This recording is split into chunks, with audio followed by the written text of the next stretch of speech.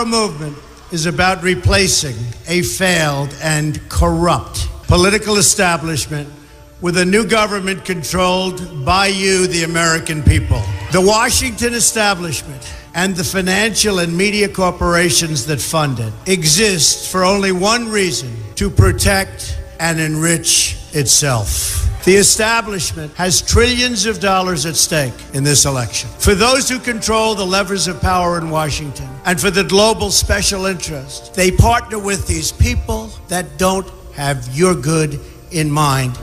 Our campaign represents a true existential threat like they haven't seen before. This is not simply another four-year election. This is a crossroads in the history of our civilization that will determine whether or not we, the people, reclaim control over our government. The political establishment that is trying to stop us is the same group responsible for our disastrous trade deals, massive illegal immigration, and economic and foreign policies that have bled our country dry.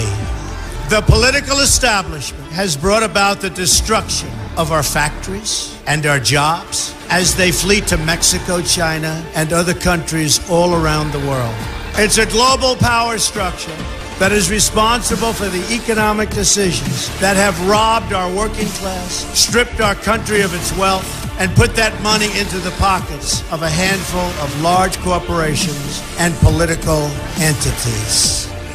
This is a struggle for the survival of our nation, and this will be our last chance to save it. This election will determine whether we're a free nation or whether we have only the illusion of democracy, but are in fact controlled by a small handful of global special interests rigging the system, and our system is rigged. This is reality. You know it, they know it, I know it, and pretty much the whole world knows it. The Clinton machine is at the center of this power structure. We've seen this firsthand in the WikiLeaks documents, in which Hillary Clinton meets in secret with international banks to plot the destruction of U.S. sovereignty in order to enrich these global financial powers, her special interest friends, and her donors. Honestly, she should be locked up.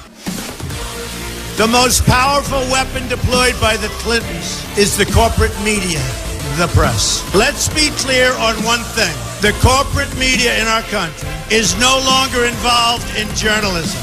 They're a political special interest, no different than any lobbyist or other financial entity with a total political agenda, and the agenda is not for you, it's for themselves. Anyone who challenges their control is deemed a sexist, a racist, a xenophobe. They will lie, and then again, they will do worse than that. They will do whatever's necessary.